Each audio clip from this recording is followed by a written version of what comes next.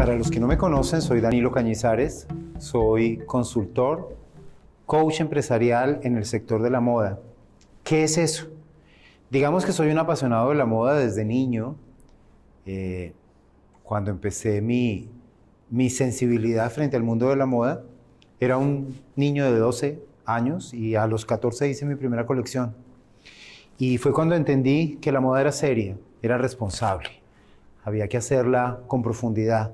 No porque me quedaran mal hechas mis propuestas a los 14, sino porque realmente esto no era un juego. Y decidí estudiarla. Estudié la moda en sus dos vertientes más importantes: el desarrollo de producto y la investigación de consumidor. Creo que esas dos herramientas te permiten saber para quién estás creando. Estás creando para seres humanos, no estás creando para mercados. Estás creando para personas que tienen sensibilidades, que tienen emociones. Y la moda se alimenta del arte y la artesanía. Y hoy estoy acá gracias a esta invitación que me ha hecho Seven para compartir con ustedes lo que sé, lo que he podido construir en estos años de carrera. Soy un apasionado de la moda, la amo desde todas sus vertientes, desde la imagen hacia afuera y desde la profundidad de su investigación y su desarrollo. Aquí estoy para compartir con ustedes lo que quieran conocer. Y bueno, empecemos. Para mí es muy agradable estar en Seven. Es una plataforma que considero que tiene una relevancia muy grande hoy en el devenir del mundo de la moda, en el entender del mundo de la moda. Además que tiene como sede una ciudad que ha sido tradicionalmente importante para el mundo de la moda. Pero cuando se me planteó venir y me dijeron, hable de lo que quiera, dentro de unas ciertas temáticas establecidas, yo dije, vamos a hablar de moda, arte y artesanía, porque ya es el momento en que nosotros tenemos que dejar de ver nuestro negocio de manera tan informal. Sobre todo las nuevas generaciones hoy piensan que tener una bonita cartera, tener buen gusto y viajar eventualmente fuera del país le dan herramientas para construir moda. Entonces creo que es muy importante que pongamos los pies sobre la tierra y entendamos el difícil ejercicio que es la moda. La moda es una palabra de origen latino que es modus, que significa forma. Entonces cuando hablamos de moda no estamos hablando de vestuario. No estamos hablando de los zapatos que nos pusimos o la chaqueta que nos combinó o nos dejó de combinar. Estamos hablando de todo el entorno que tiene que ver con nosotros, con nuestra vida. La silla donde nos sentamos, el celular que usamos, al restaurante que vamos, el tipo de comida que preferimos.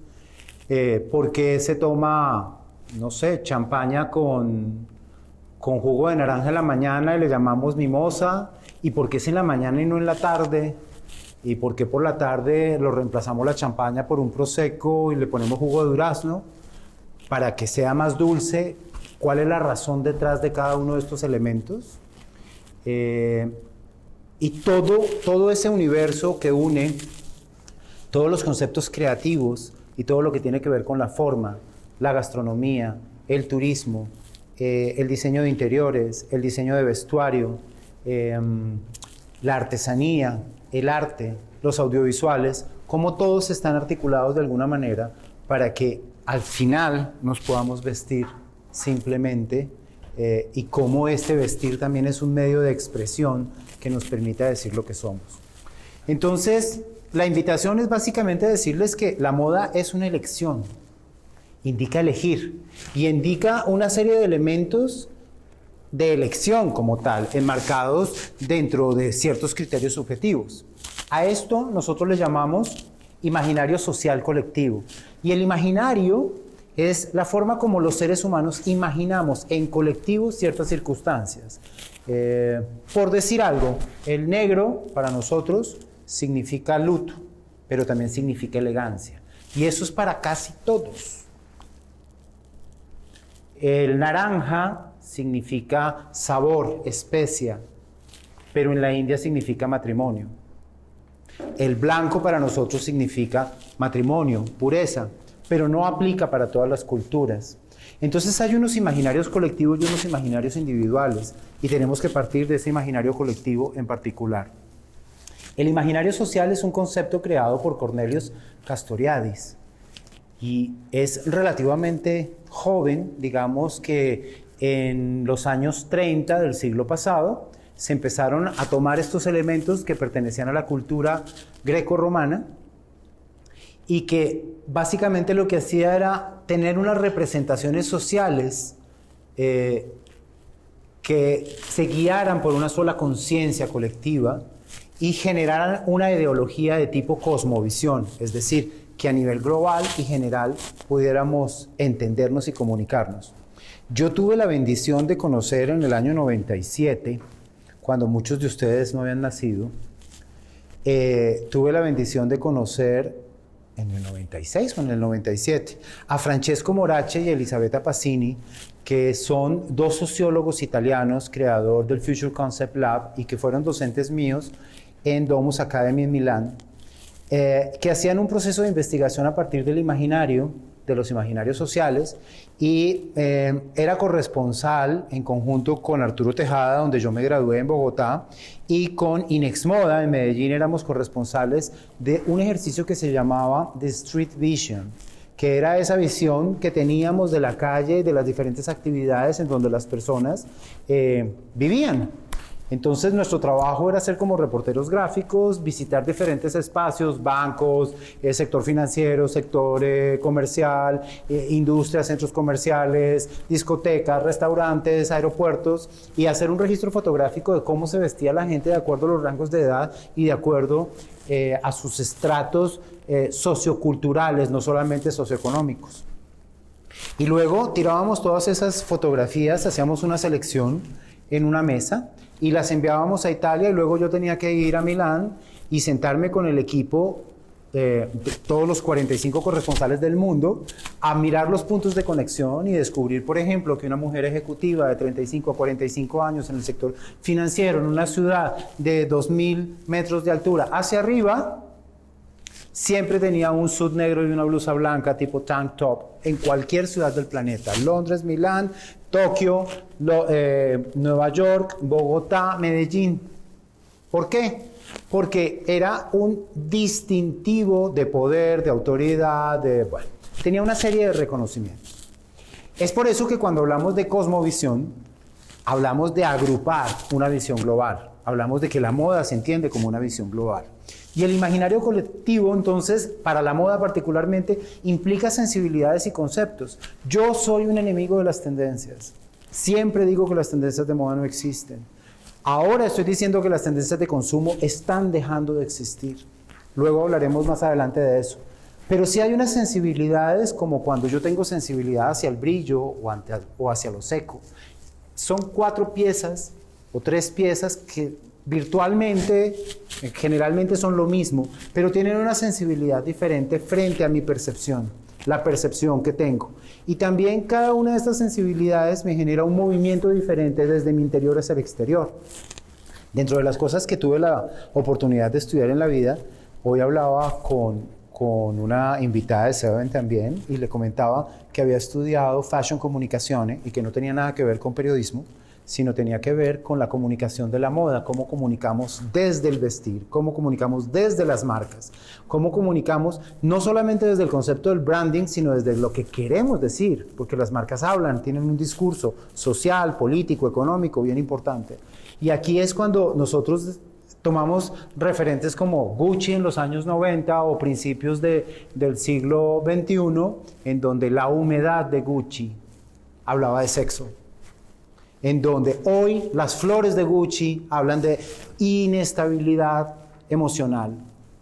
Hoy Gucci habla de personalidades y sociedades no binarias, mientras que en el 2000 estábamos hablando del hombre dominando a la mujer y la mujer siendo un objeto sexual. Entonces las marcas cada vez tienen un discurso diferente y la gente se conecta con esos discursos y usa o deja de usar una marca.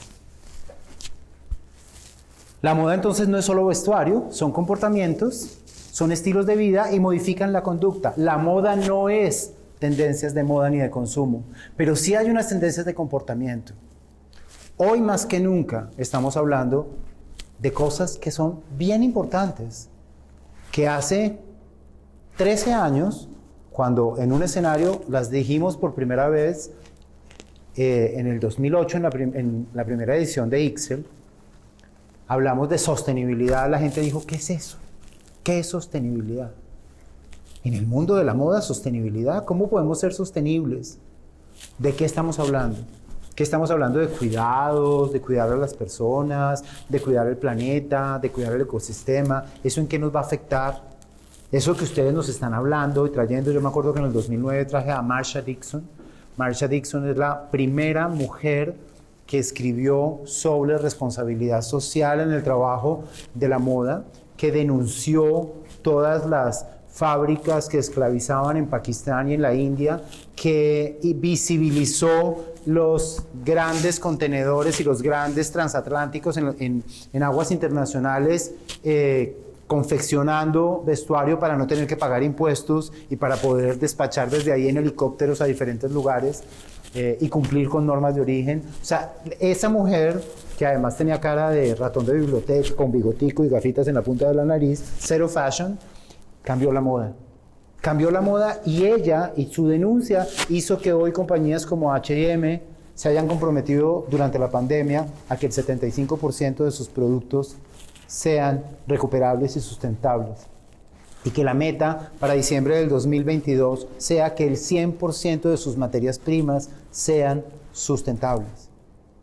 Y cuando H&M tomó esa decisión, entonces el grupo Inditex, que siempre le había dado la espalda, es decir, Zara, Bershka y los demás, que siempre le había dado la espalda al compromiso, decía, yo cuido de aquí para acá, pero cómo producen no es mi responsabilidad. Entendió que la transparencia era importante porque pues su gran competencia estaba hablando un idioma, un lenguaje, que es el que la gente hoy está hablando.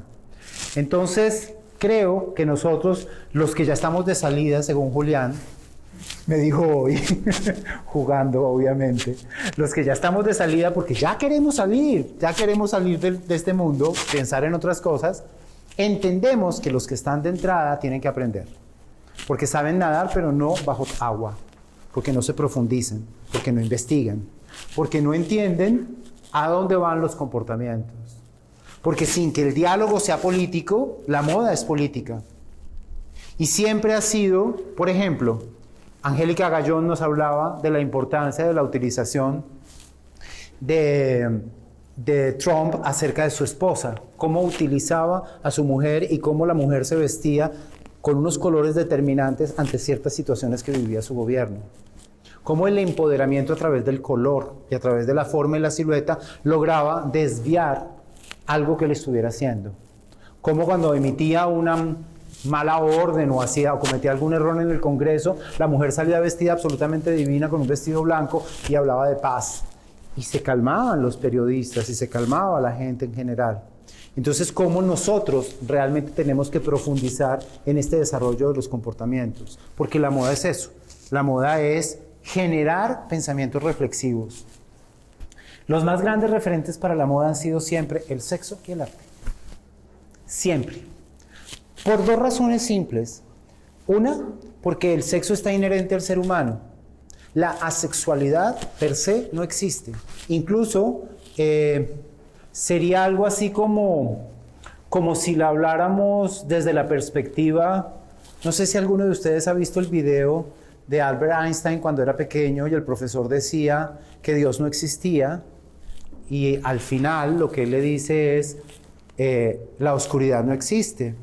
Porque lo que existe es la luz. La oscuridad simplemente es ausencia de luz. Entonces la asexualidad como tal no existe porque el sexo sí es una realidad que existe. La asexualidad lo que finalmente viene a hacer o viene a garantizar es la ausencia de sexo, ¿sí? Pero como tal no existe. Por consiguiente, el sexo inherente al ser humano, inherente a la condición del ser humano como tal, ha sido uno de los grandes referentes a lo largo de la historia. Y por eso nosotros, la Revolución Francesa no solamente fue una revolución del pueblo cansado de pagar impuestos, sino fue una revolución del hombre cansado de ver la feminización de la aristocracia. Es decir, cómo la aristocracia asumía el rol que la mujer tenía en ese entonces, que era no hacer nada sino ser bonita, y cómo el hombre se equiparaba con la mujer cuando era aristócrata y se maquillaba, se vestía, se perfumaba, bebía, comía, paseaba, la pasaba delicioso, y el pueblo, sin distinción de sexo, hombres y mujeres, tenían que reventarse para pagar impuestos. Entonces, ese movimiento social y político se dio justamente a partir de un movimiento como es la percepción de la sexualidad.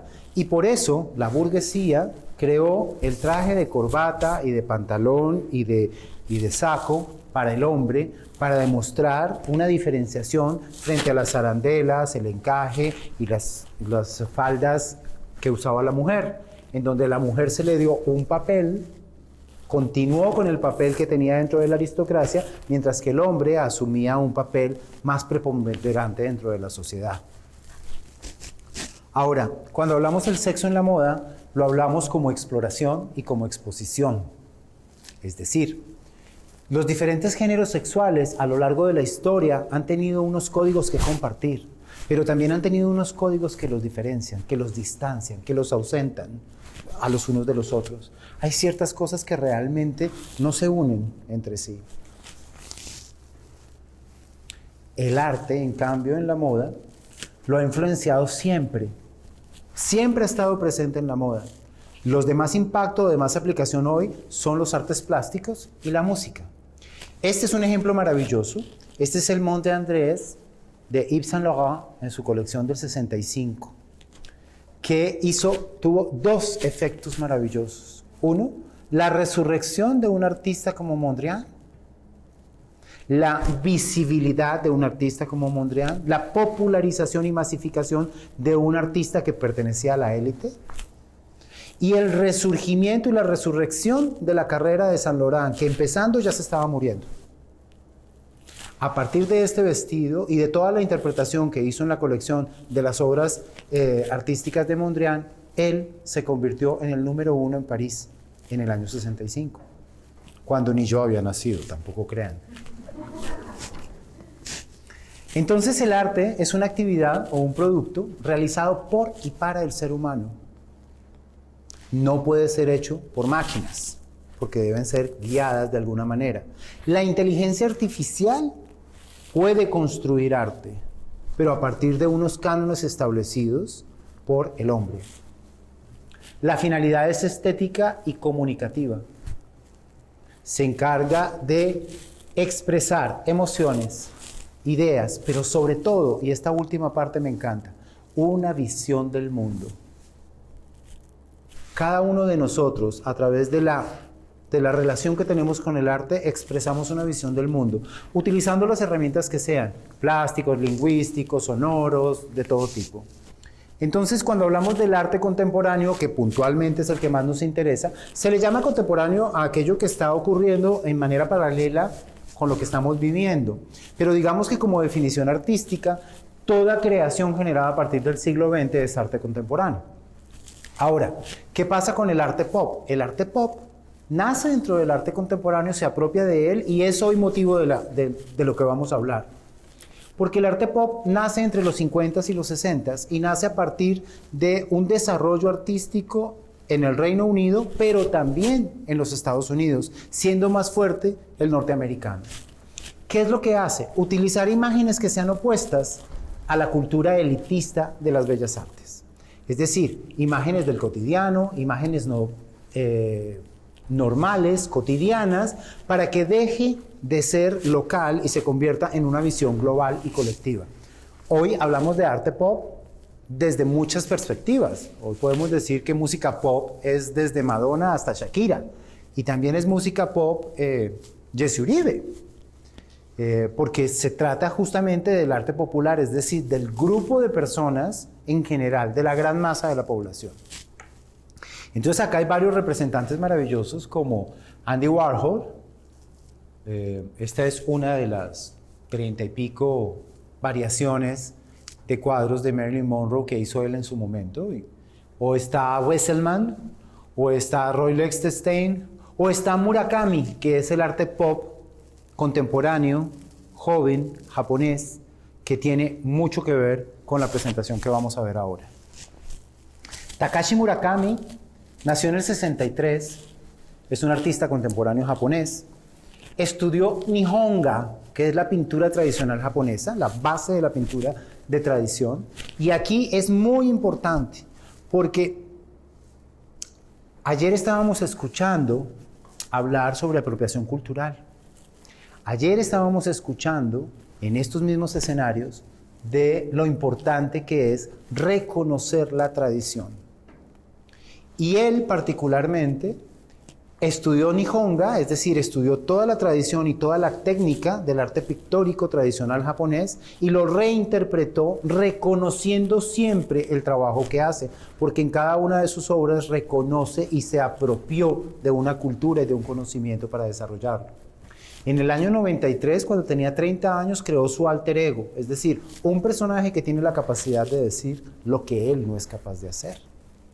Todos tenemos un alter ego. Yo ojalá les pudiera mostrar, en mi maletín viajo con el mío. Siempre viajo con un oso de peluche. Y tengo muchos años haciéndolo. ¿Por qué? Porque ese personaje tiene la particularidad de hacer lo que yo no puedo hacer.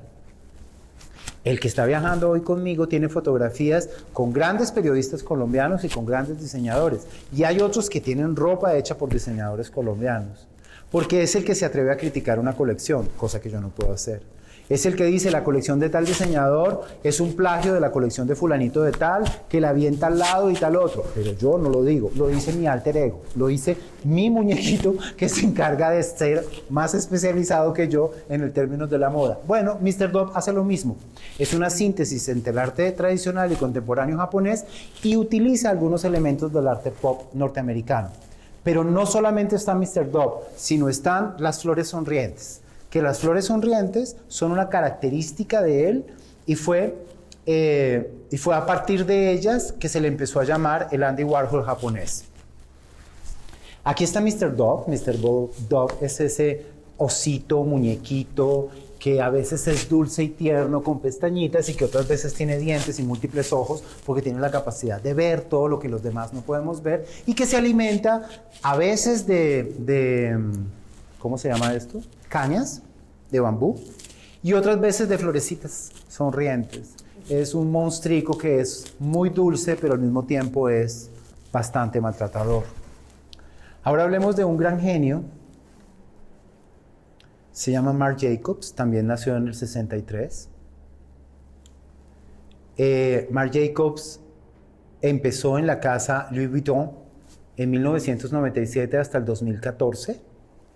Realmente trabajó 17 años para esa casa, le entregó lo mejor de su vida y resucitó una marca que era muy importante, pero que estaba únicamente encasillada o estaba definida dentro de una tipología de productos que ya tenía bastantes años, porque está desde 1854, tiene ya ahora creo que 150 y tantos años.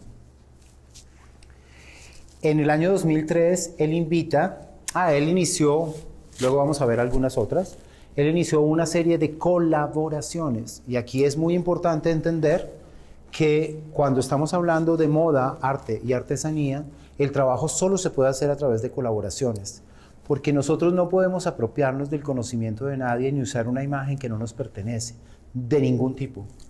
En la moda se dice que todo está inventado, lo cual es cierto, pero la forma como nosotros mezclamos las ideas, los conceptos, los colores, los materiales, tenemos siempre que revisar de dónde salió ese pensamiento o esa idea creativa que tenemos, si tiene un referente social, cultural, si estamos apropiándonos de algún conocimiento de alguien, de alguna técnica, de alguna tradición, porque no pensemos que nosotros somos grandes creadores. Vuelvo a mi famoso punto. En el mundo han existido muy pocos creadores, muchísimos diseñadores y muchas personas que hacen ropa también. Pero creadores, personas que creen conceptos, que creen estilos, que creen técnicas, generalmente son nuestros indígenas, nuestros ancestros y nuestros artesanos.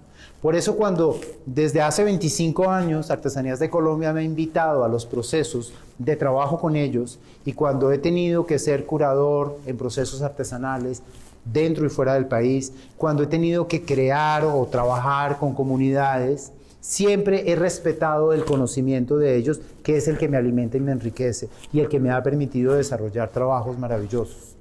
Y por eso admiro la labor que hacen algunas marcas y algunos diseñadores en el mundo con los artesanos y con los artistas.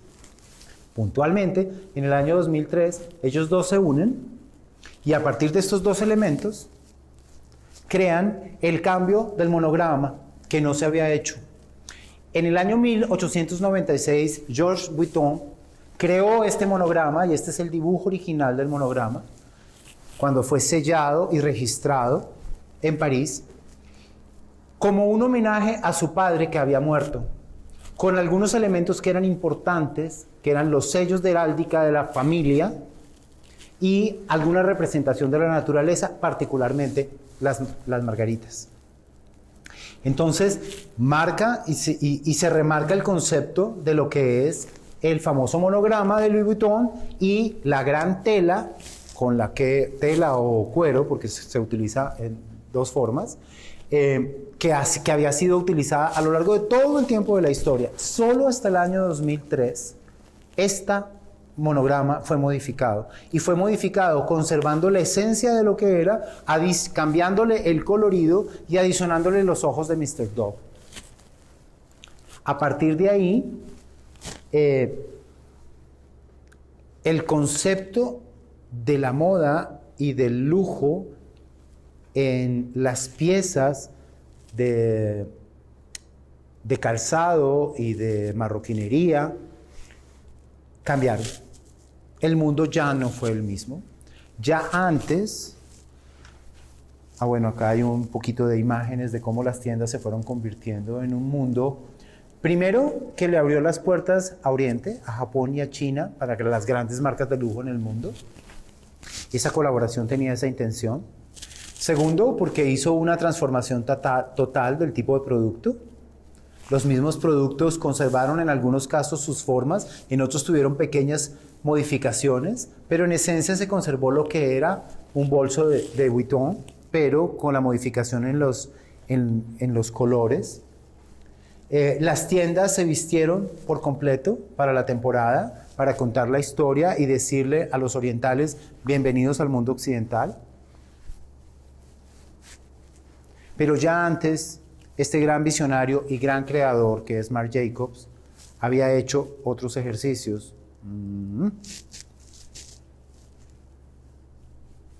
Con Stephen Sprouse, en el año 2001, se atrevió a grafitarse el cuerpo y grafitar las carteras. Esto tiene una historia. El señor Marc Jacobs, que es tan guapo y sexy, era todo lo contrario. Era gordo, feo, desarreglado, gafas grandes, punta de la nariz, miope, pelo largo, grasiento. Estéticamente no era una persona agradable. Él mismo lo cuenta que no se quería a sí mismo. Y había entrado en un proceso de cambiar su vida y convertirse en cuidarse estéticamente por la marca que representaba y por el mundo que representaba. Estás en el mundo de la moda, de alguna manera tienes que tener una representación estética que te la exigen. No es que te haga menos o te haga más, sino que el mismo mundo te lo exige. Y es la primera vez que él decide desnudarse para mostrar el cuerpo, y lo hace desnudándose, haciendo la campaña de la marca. El lanzamiento se hizo con la colección masculina y luego pasó al universo femenino. Este artista era un diseñador de los años 80 que murió en el 2004, 3 años después, y era un diseñador maravilloso, reconocido en el mundo por la utilización de los grafitis en todas sus piezas de diseño, no solamente piezas de vestir, sino también en piezas de decoración y algunos otros elementos. Como ven, la moda, entonces, en su relación con el arte ha sido muy cercana. En Colombia tenemos ejercicios maravillosos en donde marcas como Mario Hernández han hecho una vinculación de las pinturas y del trabajo de los artesanos, del trabajo de los artistas, plásticos con sus piezas de marroquinería. Pero ahora vamos a pasar a un terreno un poco más espinoso, y es el tema de la cestería, de la artesanía, del trabajo manual, de la transmisión de tradiciones. Aquí yo me voy a tomar, ¿cómo se dice eso? Me voy a tomar el beneficio, me voy a tomar la voz de decir, de dar algunas descripciones que entrega Artesanías de Colombia, porque considero que son las descripciones que tienen más síntesis y que más verdaderas son con respecto de la artesanía. La artesanía es una identidad cultural comunitaria. Dejemos de pensar que hacer arte y contre escandinavo en Barranca Bermeja es artesanía. Que tejer en crochet gorros con la bandera de Jamaica en Turbaco, Bolívar, es artesanía. Que cuando hacemos ganchillo o miramos bolillo español y lo hacemos en Bogotá, entonces se convierte en un encaje bogotano. No. Existen unas manualidades que van siendo desdibujadas con el paso del tiempo y con la utilización no técnica del proceso, que es el famoso arte escandinavo hecho acá en Bucaramanga, por decir algo. O como recuerdo una vez que llegué a un pueblo hermosísimo que se llama Carmen de Bolívar, que lo conocemos por la canción de Lucho Bermúdez, y es un sector en Bolívar, en los Montes de María, que tiene dos cosas maravillosas. Uno, cedros, unos bosques de cedros gigantescos, hermosísimos, y tiene plantaciones de tabaco. Y yo llegué pues a conocer el trabajo que hacían los artesanos y me dijeron hay unas tallas espectaculares y empecé a ver geishas japonesas. Y luego vi snowflakes, que es la figura que hace la nieve por dentro. O sea, 40 grados centígrados, ¿uno cómo puede hacer un snowflake? O sea, ¿esto qué tiene que ver? Y es justamente por el mal manejo de la manualidad. Una cosa es que tú aprendas la técnica manual y otra cosa que no transmitas a través de esa manualidad nada. La artesanía transmite. La artesanía está hecha mediante procesos manuales, continuos. En el 90% de los casos es manual. Algunas veces se auxilia con unos implementos rudimentarios, con un palito, con una puntilla, con algún elemento. ¿Para qué? Para tener una función mecánica que le ayude a hacer su trabajo más fácil. La materia prima básicamente es de la región, porque los indígenas que vivían en el Caribe no podían llegar hasta Bogotá. Entonces trabajaban con las palmas del Caribe. Entonces cuando nosotros cogemos la palma del Caribe y la llevamos a Pasto, pues ahí empezamos a tener problemitas. Empezamos a hacer una serie de cambios que no son innovadores ni son creativos, sino por el contrario que comienzan a destruir la transmisión cultural. Entonces lo más importante es entender que estas piezas están hechas para uso doméstico, ceremonial, ornato, de vestuario, o bien como implemento de trabajo. Así fueron creadas. Y que si hoy las utilizamos para el mundo de la moda, llámese vestuario o llámese diseño de mobiliario, la vamos a utilizar respetando su origen y tradición. De esa manera es artesanía. De lo contrario, simplemente es una manualidad mal hecha. La artesanía indígena, que es la más maravillosa que tenemos en nuestro país, es la suma de bienes útiles, rituales y estéticos que están desarrollados por un medio físico y social, o sea, que están condicionados dentro de ese medio físico y social de esa particular etnia, y constituye la expresión material. Ahora vamos a ver ejemplos de expresión material bien desarrollada por un diseñador y expresión material mal desarrollada por un diseñador. Arte y función se integran en un conocimiento transmitido a través de generaciones. Es verbal. Venga, siéntese y aprenda. ¿Qué está pasando con esto? Esta artesanía se conserva.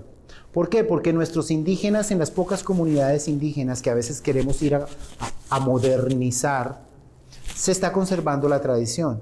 Cosa que no ha pasado, que es por ejemplo esta, ¿sí? Que esto es guerregue, ¿sí? Esto está elaborado en el Chocó, son por los indígenas Gonán. Entonces, este tipo de trabajo puede tener modificaciones en la combinación de colores, en las formas, en la utilización, pero no en su materia prima, que es el guerreje, ni tampoco en la forma como ellos lo trabajan, porque además a cada pieza le imponen parte de su alma. Hay una artesana que se llama Conchita Iguarán, a quien amo y respeto muchísimo, que es de La Guajira, y alguna vez la tuve en un conversatorio hablando sobre moda y artesanía, y entonces yo le pedí a ella que contara lo que le había pasado con un diseñador. Ella llevó una pieza donde un diseñador y el diseñador la llamó, le dijo: ay, Conchita, usted que es tan experta y usted es tan buena, mire que acá hay varios problemas. Mire que esta pieza no es igual a esta, y esta no es igual a esta, y esta no es igual a esta. Usted tiene que estandarizar sus procesos de producción, porque es que uno no puede tener un producto con esas dificultades.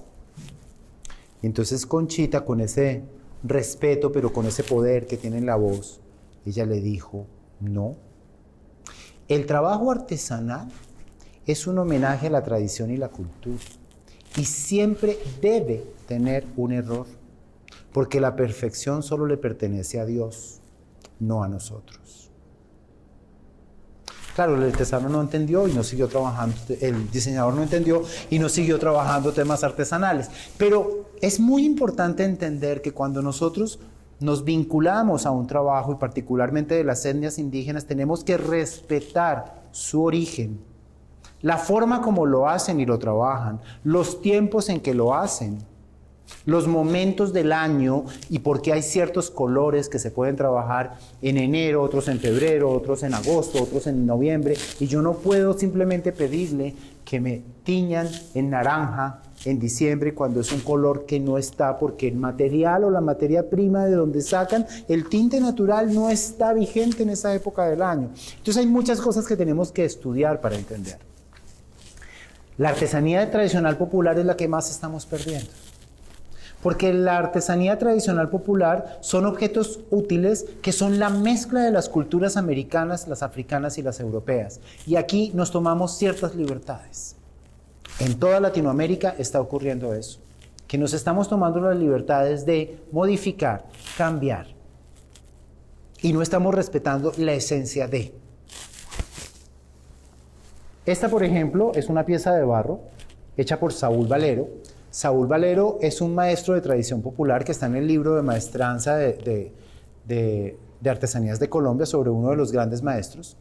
Y él acá representa una plaza de toros, una corrida de toros, que en algún momento es el trabajo del barro de los indígenas con la historia contada de una tradición española a través de los ojos de un hombre de hoy, que refleja un pueblo, una comunidad. ¿Qué pasa con los artesanos tradicionales? Que como tienen tanta información que les llega, empiezan a modificar las historias, y las modifican no en beneficio de la transmisión de tradición a través de la artesanía, sino en detrimento de la misma. A mí me ha tocado ir a Monpós, en donde tenemos trabajos hermosísimos en filigrana, pero también tenemos un trabajo hermosísimo en hierro forjado que se está perdiendo, porque las mujeres quieren vender minutos y los hombres ser mototaxistas. Y tratar de convencerlos que trabajar en artesanía es maravilloso cuando van las marcas, los diseñadores a robarlos, cuando cualquiera manda a hacer piezas fundidas en la China con copia de la filigrana y las venden como filigrana. Entonces, ese tipo de situaciones hacen que la gente no quiera seguir trabajando en esto. Vamos a poner este ejemplo maravilloso. Esto es cañaflecha. La cañaflecha es un tipo de fibra, que además, aunque se hacen variaciones y ha habido modificaciones en términos de color, en origen era natural y negra, que no es negra, realmente es un café lustroso. La cañaflecha es un sombrero hecho SNU, y este en particular es hecho en Tuchín, Córdoba. Se llama vuelteado, no volteado, porque no es volteado, sino es vueltas. Se sacan tiras que se tejen y se van volteando, son vueltas y vueltas de tiras. A mayor cantidad de vueltas, más grande y más costoso el sombrero. Hay sombreros que valen 25,000, 30,000 pesos y sombreros que valen 350,000, 400,000 pesos, dependiendo de la calidad de la fibra y dependiendo del tipo de trabajo y también del dibujo hecho por el artesano, porque estos dibujos cambian lo mismo que los dibujos de la parte superior. Jean-Paul Gaultier, Francesca Miranda, un francés, una diseñadora colombiana. Jean-Paul Gaultier le rinde homenaje incluyéndolo dentro de sus colecciones. ¿Cuál le rinde homenaje? Mandó a Tanel, que era su musa, Tanel es el modelo, lo mandó 8 días antes a Colombia a que fuera y comprara sombreros. Y se lo chantó encima de la cabeza a la pasarela. El problema no fue ese. El problema es, primero, la mala utilización como si fuera, no sé, que parece un pirata. 2, la reinterpretación que la vamos a ver en la siguiente fotografía, que le hacen a las piezas, donde se rompe el vuelteado, porque se corta. Entonces un vuelteado cortado. Y donde nadie hizo nada, donde nadie respetó absolutamente nada, donde creo que la única persona que se lo dijo fui yo, sentado con él en Cali, en el restaurante donde le estaban rindiendo un honor, diciéndole, pero ¿por qué usted se apropia de una pieza tradicional colombiana y no se apoya en artesanías o en los artesanos o en alguien para que le indique qué hacer y cómo hacer, en lugar de romper un elemento de tradición? Mientras que Francesca estudia con los indígenas todo el proceso, lo lleva a un plano, lo estudia como un gráfico, se sienta con Cecilia Duque, la exdirectora de Artesanías de Colombia, toma de un libro de tradición que es el lenguaje creativo de las etnias aborígenes colombianas y desarrolla toda una colección que no solamente rinde homenaje, sino que reconoce, da tributo, y parte de los recursos de esta colección de alta costura se entregan a las comunidades para el mantenimiento de la tradición, es decir, para que se creen escuelas de formación en las comunidades indígenas que ella tocó para la transmisión de la cultura. Eso es exactamente lo que debemos hacer. Aquí tenemos cada una de estas piezas que ustedes están viendo en la estampación. Las telas todas fueron estampadas en Italia. Provienen del lenguaje gráfico escrito sobre las pieles de las diferentes comunidades indígenas, las diferentes etnias indígenas colombianas.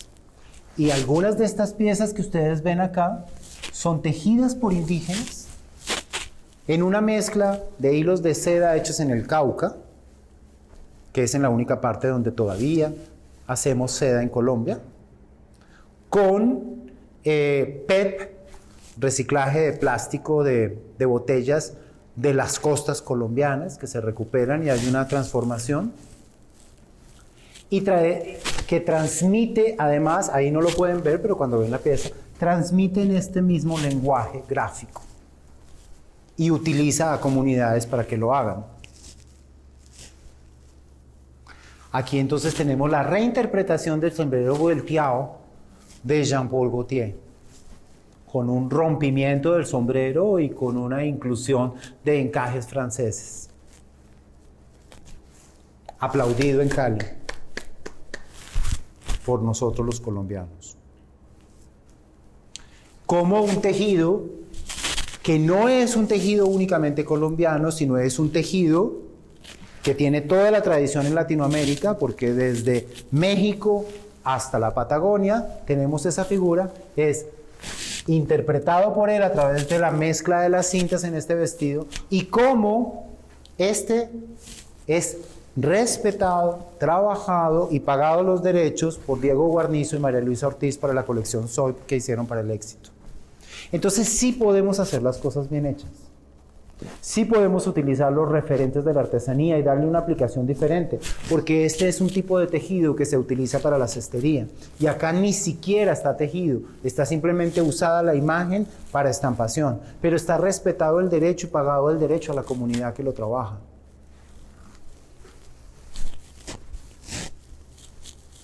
La cestería de palma de Iraca hecha en Usiacurí, también para Soy, de Diego Guarnizo y María Luisa Ortiz, o la estampación de Socarrás, que ya lo hablaba el día de ayer, Juliana nos hablaba de cómo Juan Pablo Socarrás protegía y respetaba el trabajo de los artesanos, quizá porque trabajó más de 10 años en Artesanías de Colombia y se vinculó cercanamente con ellos. Entonces acá lo que hace es trasladar el trabajo de una hamaca de San Jacinto a la estampación de una seda para sus vestidos de alta costura. O como en un lenguaje de discurso político en contra de la contaminación, como Judy Hasbun hace unos labios con unos grandes pitillos de aquellos que contaminan el mar y convierte en una gran estampación y hace una colección que es una oda al plástico, no plástico. Y todas estas piezas fueron hechas en crochet con residuos plásticos en Chorrera, Juan de Acosta, un pueblo y una comunidad particular indígena en el Atlántico. Y como los recursos de esto, porque todas estas piezas, el 100% de los recursos de la venta volvieron a Chorrera para que la gente, para que las escuelas volvieran a fomentar la creación o la formación de estas técnicas. Y la aplicación de cada uno de estos diseños, ahora vamos a ver unos diseños de Silvia y de Francesca, que lo que hicieron fue crear diseños diferentes con tejedurías de indígenas y regalarles esos diseños a los indígenas para que los usen. Entonces, vamos a hablar de la artesanía contemporánea o neoartesanía, que son aquellos objetos útiles estéticos en cuyo proceso se sincretizan los elementos técnicos y formales de varios contextos socioculturales. ¿Qué significa eso? Tomamos la técnica del artesano, la integramos a las nuevas tecnologías de diseño y de creación, creamos una técnica en co-creación y creamos un nuevo concepto de artesanía. Lo que hacemos es aplicar principios estéticos de tendencia universal o aplicar conocimiento académico sobre la aplicación de los mismos. Aquí vemos, por ejemplo, este tipo de tejeduría ancestral, pero ya hecha en mimbre plástico de PVC, con una silueta contemporánea para un producto comercializable que respeta por completo la tradición artesanal, pero se aplica en un producto de uso cotidiano y que es comercializado por Artesanías de Colombia. Ahora, la neoartesanía en la moda, el problema ha sido no entender que la moda de por sí es artesanal. No hay nada más artesanal que la alta costura. La alta costura es un trabajo de tradición. La alta costura es un trabajo manual. Uno no hace alta costura, como lo decía ahora riéndome en el almuerzo o en el desayuno, ni me acuerdo en qué momento fue. Uno no hace alta costura porque tenga el taller en el segundo piso o en el tercer piso. Uno hace alta costura cuando ha estudiado en la Cámara Sindical de la Alta Costura de París. Uno no estudia alta costura en ningún otro lado, solo en la Cámara Sindical de la Alta Costura de París. Ella es la única que lo valida. Uno no puede estudiar alta costura ni en Barranquilla, ni en Bogotá, ni en Bucaramanga, ni en ningún lado. Uno tiene que cumplir con una normatividad para decir que es diseñador de alta costura. Uno tiene que cumplir con un número de horas de trabajo en una pieza.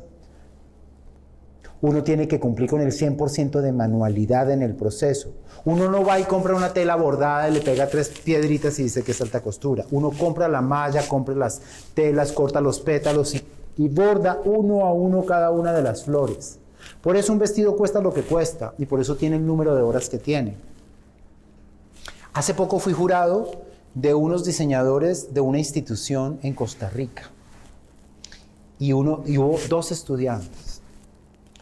Uno, le di el calificativo de el nuevo Alexander McQueen, porque realmente me paró los pelos de los brazos. hizo una colección con 7 piezas de diseño, una inspirada en cada uno de los pecados capitales. Y su trabajo fue tan impresionante que aún hoy tengo los pelos parados. Es de origen italiano, se inspiró en cada una de las ciudades italianas y cada ciudad tiene, así como Roma era la gula, Palermo era la ira, la mafia, la ira, Roma, la gula, la comida, Florencia era la vanidad y Milano era la lujuria. Y en cada uno de los vestidos estaba expresado cada uno de esos sentimientos, cada una de esas emociones. Fuera de eso, creaban era una gran colección de 70 piezas, pero solamente presentaban 7. Y cómo podía expresar toda esa emoción y todo ese conocimiento a través de piezas. Cada una de ellas tenían 500 horas de trabajo. 500 horas de trabajo. Eso es artesanía. Eso es trabajo manual. Eso es alta costura. Nosotros no entendemos eso. Nosotros en Colombia llevamos 30 años tratando de construir el Made in Colombia, cuando es súper sencillo.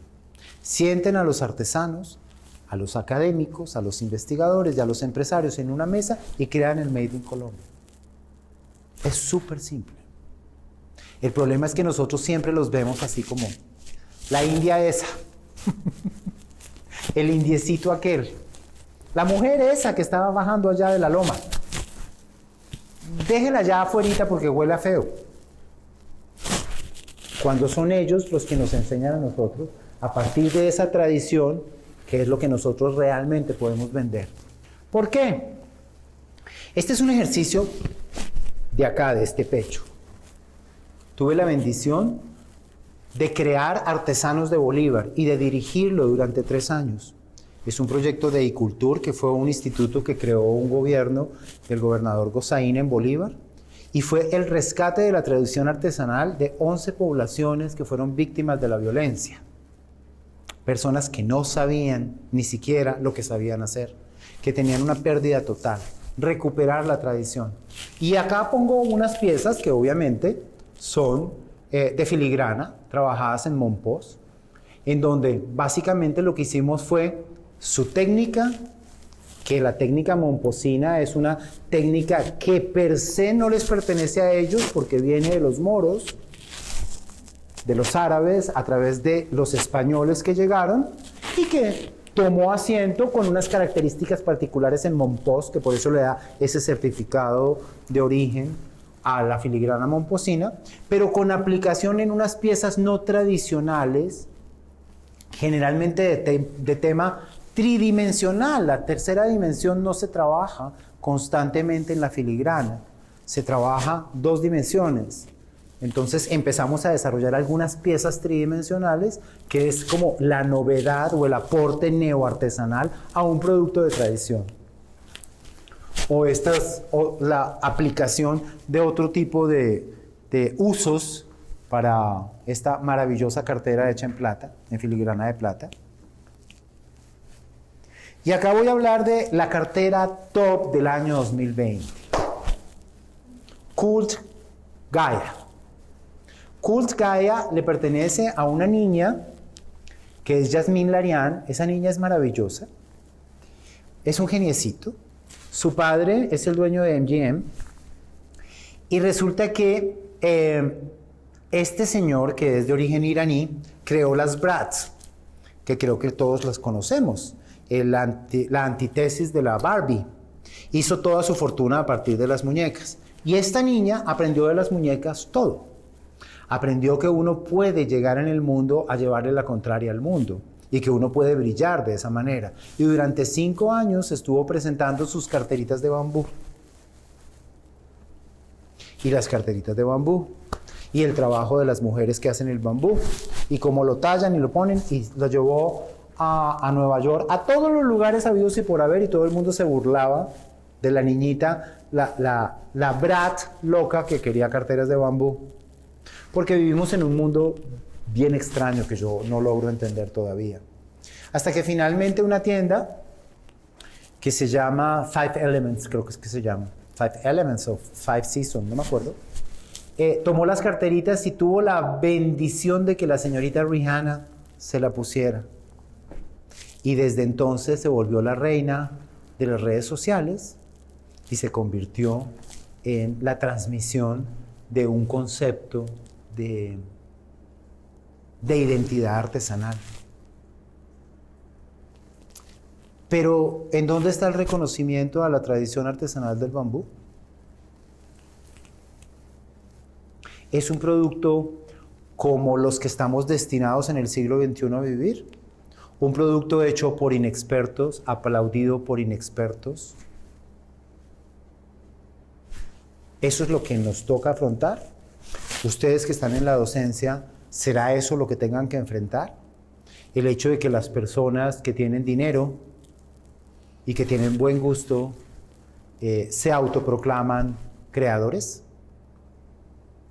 y al mejor estilo, y no estoy hablando mal de una generación que son las Kardashian, que son la evolución de las mujeres de Jersey Shore, de ese reality de MTV, creo que era, o de Entertainment, no me acuerdo, de MTV creo, que es esa, no sé, como ve en contra de la sociedad, ve en contra del mundo, vuélvete famosa, muestra tus miserias y recibirás dinero. Entonces, detrás de todo eso viene esta nueva generación de personas que, como tengo plata y como tengo buen gusto, entonces me vuelvo famoso. Entonces, una marca maravillosa, aplaudida por todo el mundo, vendida en todas partes del mundo, pero que no tiene ningún sustento ni respeto por la tradición. ¿Dónde está ese bagaje y ese estudio y ese trabajo? Y les pongo al otro lado a Silvia Cherasi, que ya lo decía yo ayer en una charla, lo comentaba en una charla de amigos, que Silvia no se inventó la palma de Iraca, ni se inventó el trabajo de la Iraca, pero sí reinventó la utilización hacia unos procesos de productos que pudiera la mujer llevar en su vida cotidiana. Sí trabajó en ese proceso de co-crear y alimentar con su conocimiento y con su estética particular el trabajo de unos artesanos. Vuelvo a Diego y a María Luisa, no es que los prefiera por encima de todos, sino que realmente son un ejemplo maravilloso en su trabajo, también porque Diego lleva demasiados años trabajando con artesanos, lo respeta muchísimo y se siente cada vez más pequeño frente al conocimiento que ellos tienen. Entonces, el trabajo que ellos hacen con los diferentes tipos de tejidos, la aplicación, esto también es palma de Iraca, la aplicación que hacen con las, ay, se me olvidó, las chaquiras, los tejidos en vera, y toda la aplicación que le ponen a sus productos es maravilloso porque es un respeto total. Se le pide permiso al artesano, se le pide permiso al mama o al que sea en la comunidad para tomar la idea, para tomar el color, para compartir con ellos, para respetar, porque generalmente estas imágenes, como por ejemplo el colibrí, tienen una connotación religiosa y espiritual para ellos. Entonces se pide permiso, se autoriza y se le da reconocimiento a cada uno de ellos. Acá están estas las bolsas de Marni en suncho plástico de Colombia, que se pusieron de moda cuando nos daba vergüenza cargarlas, porque eran las de ir a hacer la compra y normalmente estaban llenas de cebolla y este tipo de cosas. O el más hermoso trabajo artesanal que ha dado el año 2021, que es la colección masculina de Loewe. Esta es puro respeto de tie-dye iraní, que la llevó para la colección masculina que presentó hace poquitico en París. Y Loewe es una casa, es tal vez la casa española que presenta en París, que más homenaje le rinde a la artesanía y más trabaja co-creando con artistas y con artesanos en el mundo.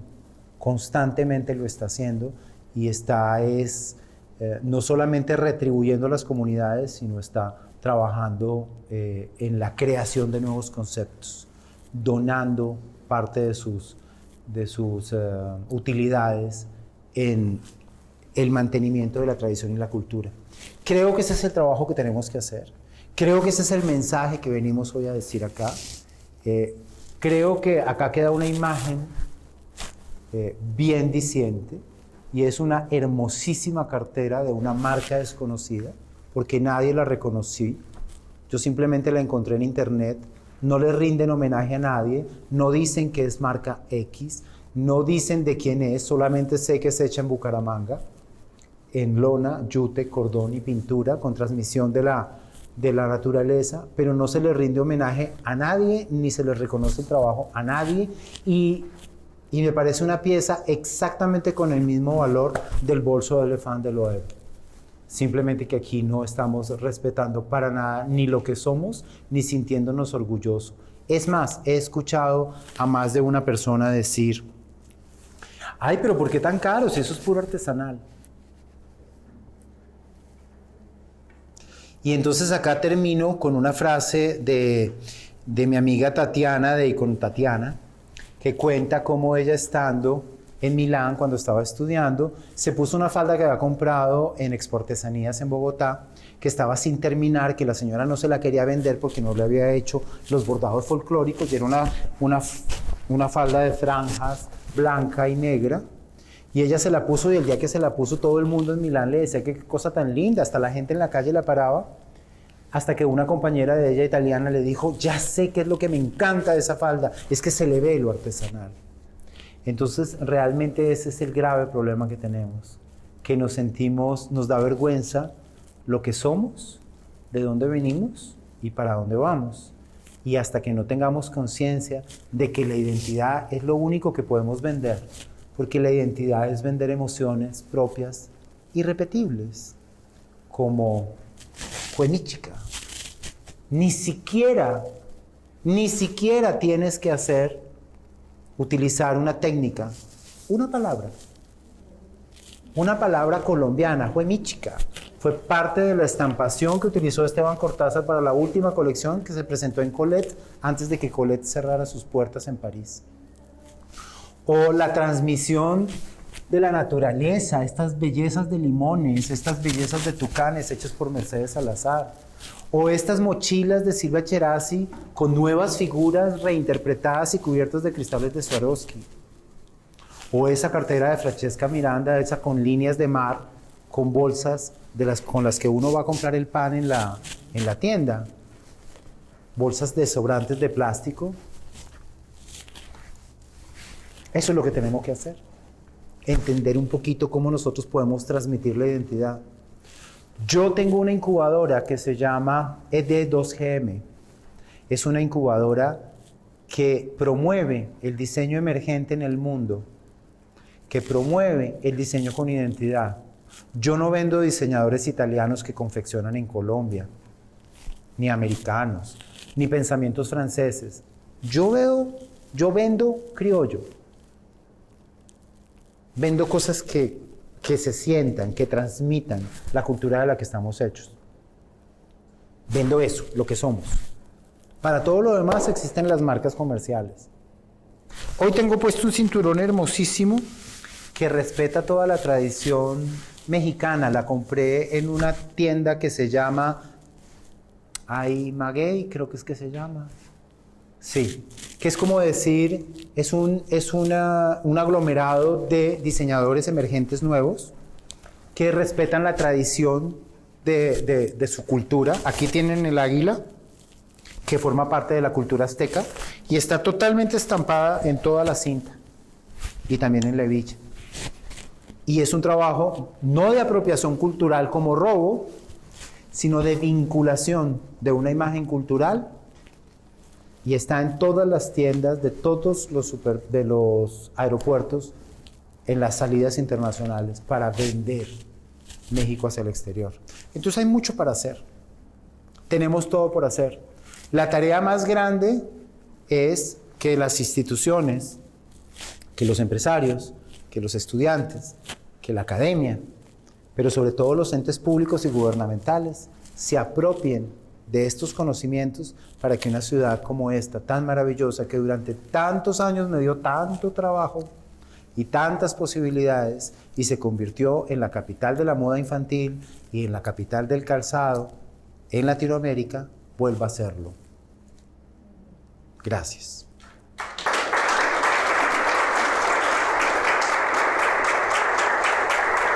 Si tenemos preguntas, aquí estoy.